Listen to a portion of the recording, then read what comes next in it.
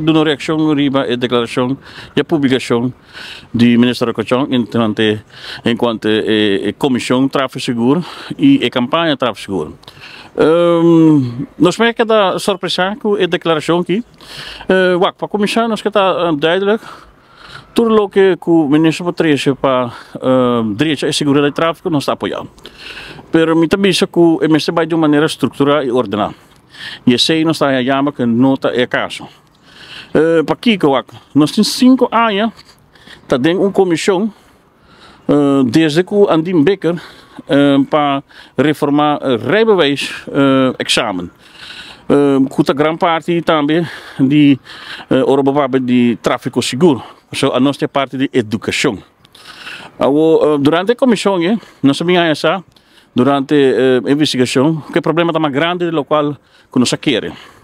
Por esse motivo, fora de tempo, e o ministro atual está voltando o assunto de cerca junto conosco e está também com nossa presidente para nós por combater aqui, nós temos que ter em conta com 3E, que é education para mim.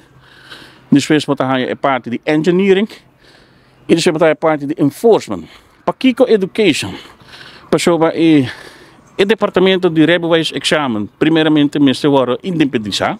Maar nós estamos bezig, acaba mais de 2 anos, sem resultado com o ministro Cochon. E também nós temos que regular a leiding, antiquado nós temos tocante a rijschool e a rijinstructeur, para regular de uma maneira ordenada. Também nós temos problema fora de basisschool que o docente não está preparado para dar uma les de verkeer, mas deve ser. O exame também está a revisar. E também nós temos a parte do wetbook, que está total los, que tem roupa e fout, que mensen dirigir. Dus we temos que a parte de educação, uma informação também. Para esse motivo também nós fazemos uso de nossa rechtsfaculteit da universiteit para fazer onderzoek e para ajudar nós também tocante o wetbook. Depois we temos a parte de engineering.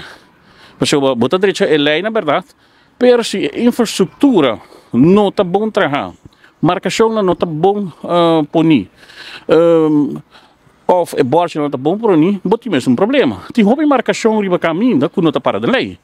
Me pode dar uma parte, mas é high-tanden, é bliksemmarkering, é pintura de handicap, que não está pintada riba clinkers, que está válido, lugar leita para de bordo.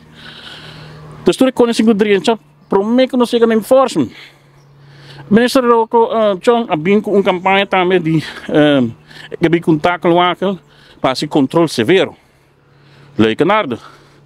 Pero se education não está na ordem, infraestrutura na ordem, tá algo tipo lá.